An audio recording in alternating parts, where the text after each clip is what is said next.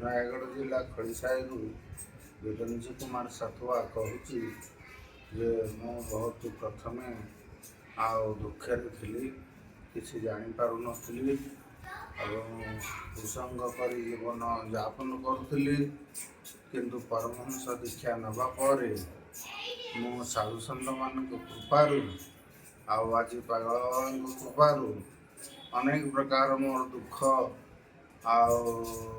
ଦୂର ହେଇଛି। ମୁଁ ବହୁତ ଭଲରେ ଅଛି ଏବଂ କୃଷ୍ଣଙ୍କର କୃପା ସାଧୁସନ୍ଥଙ୍କର କୃପା ଏଇମାନଙ୍କ ସବୁ କୃପାରୁ ମୁଁ ଆଜି ସବୁକିଛି କୁମାରରୁ ଛାଡ଼ି ଆଜି ସୁମାର୍ଗକୁ ଆସିଛି।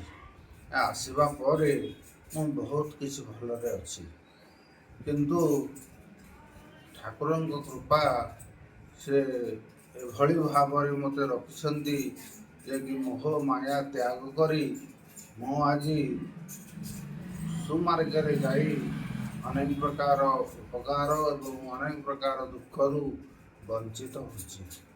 ଏହିପରି ଭାବେ ବଞ୍ଚିତ ହେବାରୁ ମୋତେ ବହୁତ ଆନନ୍ଦ ମିଳୁଛି ଏବଂ କୌଣସି ଚିନ୍ତା ନାହିଁ। ଏଇ ଭାବେ ସାଧୁସନ୍ଥଙ୍କ କୃପା ଯେଉଁ ବ୍ୟକ୍ତି କରିଥାଏ ସେ ବ୍ୟକ୍ତି ସେ ନିଜେ ଅନୁଭବ କରେ। ଅନୁଭବ ହେଲା ସବୁଠୁ ମୂଳର କାରଣ। ଅନୁଭବ ଯେଉଁ ବ୍ୟକ୍ତି କରିନାହିଁ ସେ ସବୁ କିଛି ଜାଣିପାରିବ ନାହିଁ। ଆଜି ଅନୁଭବରୁ ହିଁ ମୁଁ ଅନେକ ପ୍ରକାର ସୁଖ ଅନୁଭବ କରୁଛି।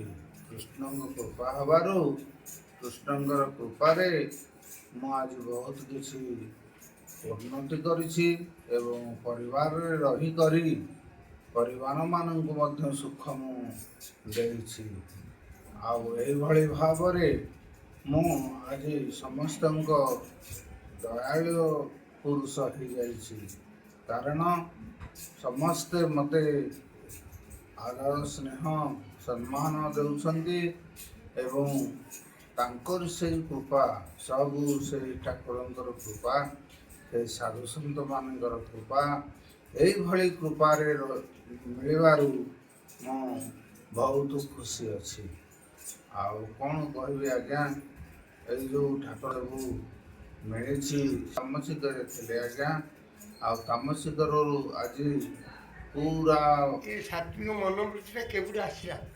ସାତ୍ବିକ ମନୋବୃତ୍ତି ଯେଉଁଦିନ ଠାରୁ ମୁଁ ଦୀକ୍ଷା ନେଲି, ଦୀକ୍ଷା ନେବା ପରେ ତଥାପି ଥାଏ ଟିକେ କିଛି ଦୋଷ। ସେ କିଛି ଦିନ ପରେ ସାଧୁସଙ୍ଗ ମୋତେ ଯେତେବେଳେ ମିଳିଲା, ଏବେ ତ ଆମିଷ ଛାଡ଼ି ଦେଇଛ, କିନ୍ତୁ ଆଗ ଯେଉଁ ଖାଉଥିଲ ଏବେ ଯେଉଁ ଛାଡ଼ିବା ଭିତରେ ଫରକଟା କ'ଣ ଅନୁଭବ କରିପାରୁଛ? ଫରକ ଆଜ୍ଞା, ଯେତେବେଳେ ଆମିଷ ଭକ୍ଷଣ କରୁଥିଲି ସେ ସମୟର ଚିନ୍ତାଧାରା ଅଲଗା ଥିଲା। ବର୍ତ୍ତମାନ ସେ ସବୁ ଛାଡ଼ିକରି ମୁଁ ବହୁତ ଭଲରେ ଅଛି। ପାଗଳ ବାବାଙ୍କର ସଙ୍ଗ ନେଇ ମୁଁ ବହୁତ ଖୁସିରେ ଅଛି। ତାଙ୍କୁ ଦେଖିଲେ ମୋର ଆନନ୍ଦ ଏକଦମ ବଢ଼ିଯାଉଛି। ମୁଁ ସାଧୁସନ୍ଥମାନଙ୍କର ସେବା କରିବାକୁ ସଦାବେଳେ ଇଚ୍ଛୁକ ଥାଏ। କୌଣସି ସାଧୁଙ୍କୁ